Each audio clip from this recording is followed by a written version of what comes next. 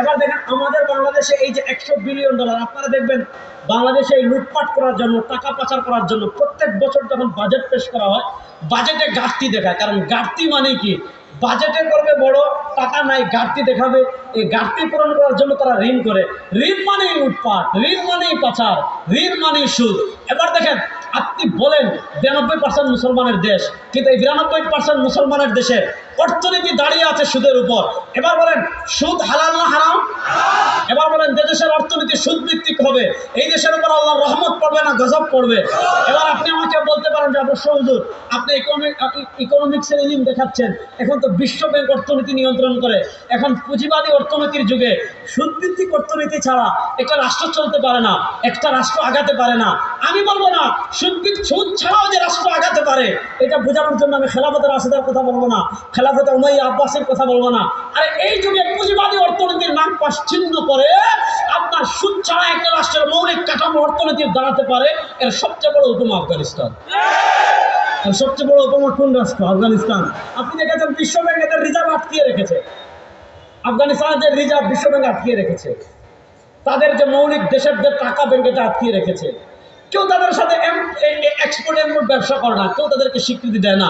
2021 সালে আমেরিকা যখন পলায়ন করে, এরা মনে করেছিল যে আমরা চলে যাওয়ার পরে এরা ভিক্ষার তলিনি আমাদের কাছে আসবে, ডলার পাবে কই, রিজার্ভ নাই, টাকা নাই, ডলার নাই, এরা তো ভিক্ষার তুলে নিয়ে ফিরে আসবে। কিন্তু আফগানিস্তানের তালিবানরা দেখিয়েছে যাদের সাথে আল্লাহ আছে এদেরকে দুনিয়ার কেউ পরাজিত করতে পারে না। দেখেন বাংলাদেশের বাম দ্বারার মিডিয়া নিউজ করছে আল্লাহ আফগানিস্তানের রহমতের দ্বারা খনিজ সম্পদ এমনভাবে খুলে দিয়েছেন যে আফগানিস্তানের অর্থনীতি যেভাবে আগাচ্ছে, আগামী কয়েক বছরের ভিতর আফগানিস্তানের মুদ্রা পৃথিবীর সবচেয়ে বড় হবে। তাহলে এবার বলেন আমাদের দেশের বিচার ব্যবস্থা ইসলাম আছে? আর আজকে বলেন আমাদের দেশের বিচার ব্যবস্থা ইসলাম আছে? আমাদের দেশের সংবিধানে ইসলাম আছে? আমাদের দেশের অর্থনীতিতে ইসলাম আছে? এবার বলেন ইসলাম ওই ব্রিটিশরা 1947 যাওয়ার আগে আমাদের মাথায় সেকুলারিজমের ভূত চাপিয়ে দিয়ে গিয়েছে। তারা বলেছে ইসলাম থাকবে মাজারে, তারা শিখিয়েছে ইসলাম থাকবে মাদ্রাসায়, তারা শিখিয়েছে ইসলাম থাকবে শুধু মসজিদে। তাহলে প্রশ্ন হলো ইসলাম যদি মাজারে থাকে, ইসলাম যদি উরুসে থাকে, ইসলাম যদি মাদ্রাসায় থাকে, রাষ্ট্র চালাবে কারা? তারা বলে রাষ্ট্র চালাবো আমরা। সংবিধান রচনা করবে কারা? বলে আমরা। অর্থনীতি চালাবে কারা? আমরা। শরীয়ত এরপরে হলো আপনার সমাজে নেতৃত্ব দিবে কারা? আমরা। ইকোনমিক্সের আইন রচনা করবে কারা? আমরা। দণ্ডবিধি রচনা করবে কারা? আমরা। না, ইসলাম শুধু ধরে থাকার জন্য আসে নয়, ইসলাম এসেছে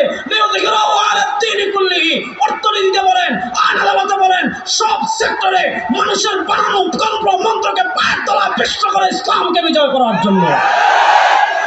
এবার যুবকরা যারা আছেন তারা বলেন বাংলাদেশের সুযোগ এসেছে। এবার 2024 সালের জুলাই আগস্টের রক্তক্ষয়ী এই গণঅভ্যুত্থানে আলেমরা কেমনে ছিলেন, ইসলামপন্থী মানুষ কেমনে ছিল, আমাদের রক্তের উপর এই দেশ ফ্যাসিবাদ মুক্ত হয়েছে। সুতরাং এইবার সময় এসেছে বাংলাদেশের রাষ্ট্রীয়ভাবে ইসলামকে আমরা বিজয়ী দেখতে চাই কি চাই না? কারা কারা ইসলামকে বিজয়ী দেখতে চান? বাংলাদেশের রাষ্ট্রীয়ভাবে ইসলাম প্রতিষ্ঠা হোক আমরা চাই কি চাই না? বাংলাদেশের সংবিধানে আবার আল্লাহর উপর আস্থা বিশ্বাস ফিরে আসুক আমরা চাই কি চাই না? বাংলাদেশের অর্থনীতিতে ইসলাম বিজয় হোক আমরা চাই কি চাই না? সুতরাং আজ থেকে আমরা সব তন্ত্র মন্ত্র পায়ের তলায় পিষ্ট করে এই বাংলাদেশে ইসলাম বিজয়ের মেহনতের জন্য আমরা গাম জড়ানোর জন্য প্রস্তুত আছি তো ইনশাআল্লাহ। আল্লাহ আমাদের সবাইকে দিন বিজয়ের মেহনত করার তৌফিক দান করুন। আজ এই পর্যন্ত শায়েখ চলে আসছেন, আমি 4 মিনিট সময় বেশি নিলাম। শায়েখের কাছে আমি ক্ষমা প্রার্থনা করে আমার আলোচনা এখানে শেষ করছি। ইন আসাবতু ফামিনাল্লাহ ওয়া ইন আখতাতু ফামিন্নি মিনাশ শাইতান। সুবহানাকাল্লাহুম্মা ওয়া বিহামদিকা আশহাদু আল্লা ইলাহা ইল্লা আনতা আস্তাগফিরুকা ওয়া আতুবু ইলাইক। আসসালামু আলাইকুম ওয়া রাহমাতুল্লাহি ওয়া বারাকাতুহু।